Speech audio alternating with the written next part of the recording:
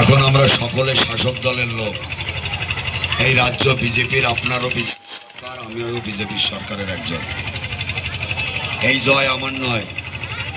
আজকে শঙ্করপুর থেকে যে আশীর্বাদ আপনারা করেছিলেন, আমি সমস্ত ভোটারদের, জনতা জনার্দন গণদেবতাকে আমি যে ভোটে জিতেছি আপনাদের উৎসর্গ করলাম এই ভোট।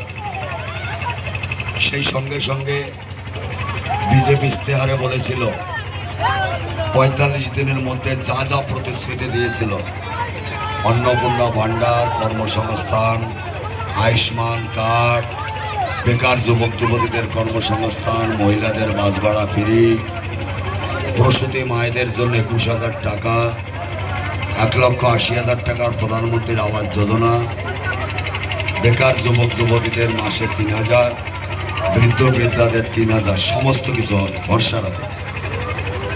আর সেই সঙ্গে সঙ্গে একটি কথা বলবো আমি সকলকে, আপনারা যে কষ্ট করে আমাদের ভোট দিয়েছেন, আমাকে নয়, আপনার পরিবার সুরক্ষার জন্য, কর্মসংস্থানের জন্য, নারী সুরক্ষার জন্য, গরিব মানুষের উন্নয়নের জন্য, আর এই হিন্দু বিরোধী মুখ্যমন্ত্রীকে পরাজিত করবার জন্য।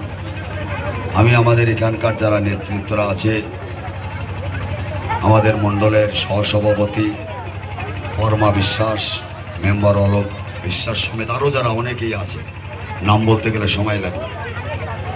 ২৯ তারিখে যে তৃণমূল কংগ্রেসের জয় বাংলা বলে ভোট দিয়েছে, আজ ৪ তারিখে গণনার দিনে যে জয় বাংলা বলেছে, আমরা কোনো তৃণমূল কংগ্রেসের কাউকে পার্টিতে যোগদান করাবো না।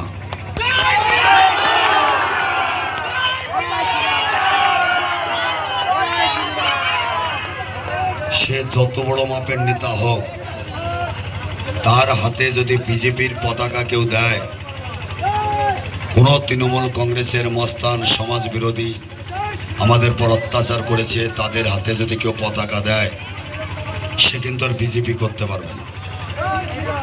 নাম্বার 2, আমরা উন্নয়নের পক্ষে, এদের দুর্নীতির বিরুদ্ধে, মাস্তানির বিরুদ্ধে মানুষ ভোট দিয়েছে। আমরা কোনো তৃণমূল কংগ্রেসের বাড়ি আক্রমণ করব না, জমি দখল করব না, তাদের কার্যালয় আমরা দখল করব না, তাদের বাড়িতে বোম পটকাও ফাটাবো না।